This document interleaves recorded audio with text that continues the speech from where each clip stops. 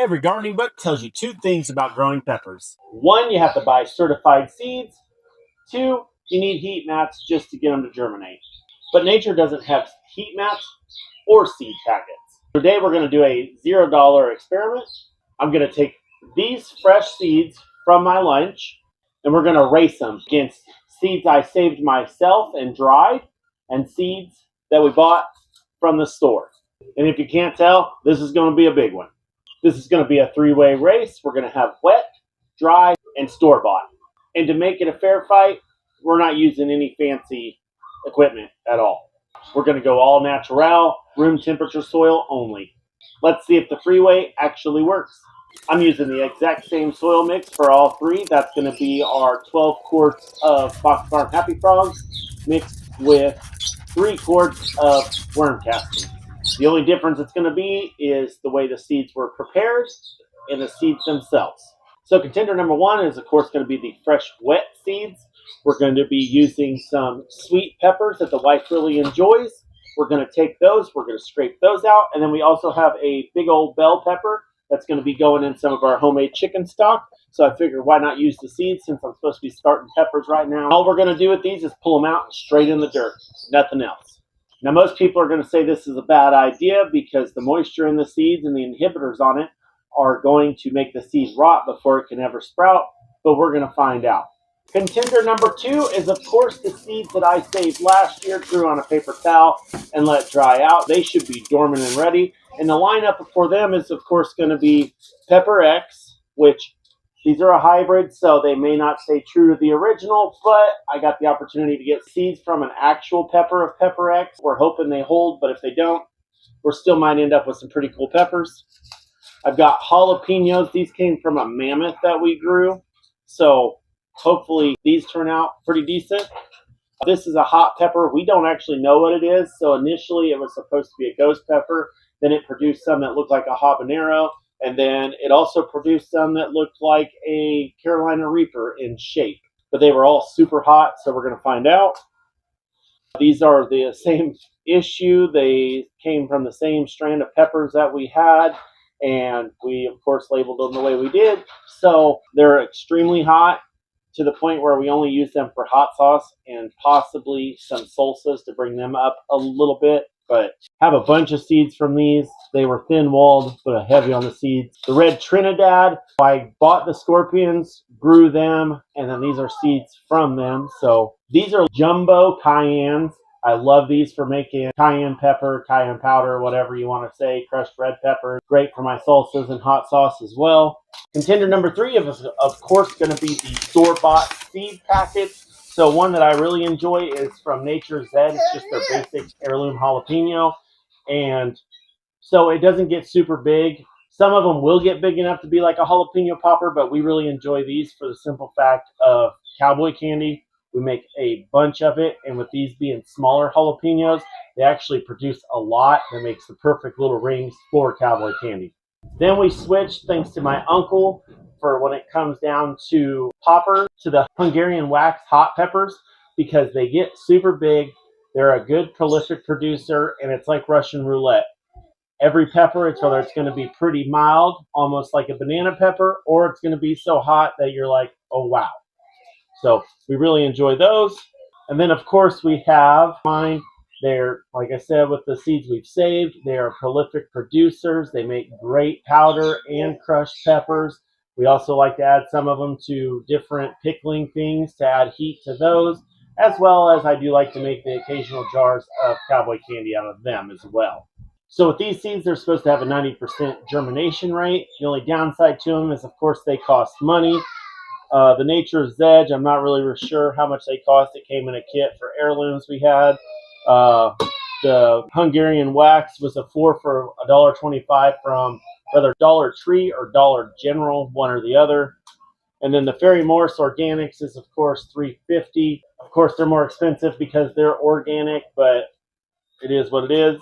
But my question here is, are they actually faster than the free seeds that we're about to try?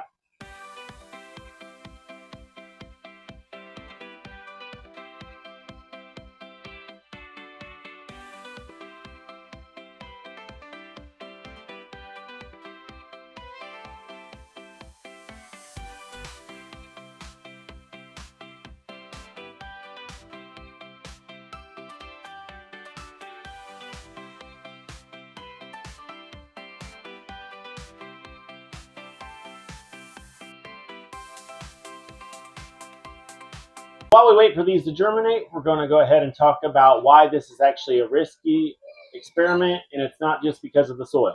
First, there's the inhibitor factor.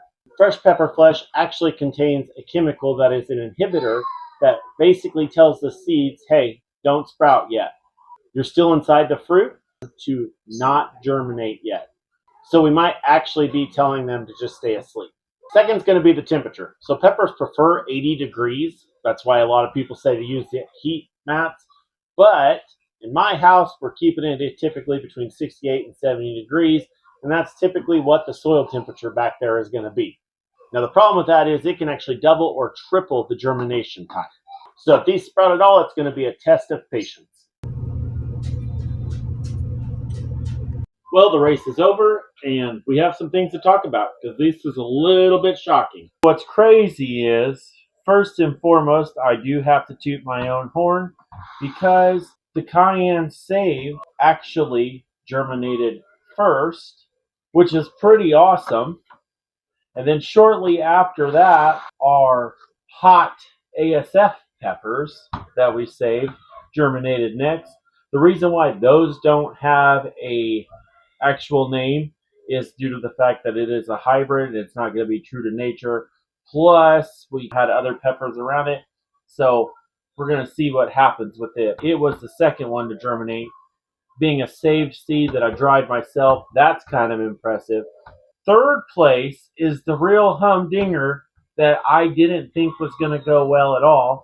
Or I'm sorry, third place was one that I thought would germinate, but I thought it would take more time than it actually did. And third place was the sweet pepper reds that were wet, fresh cut out of the peppers.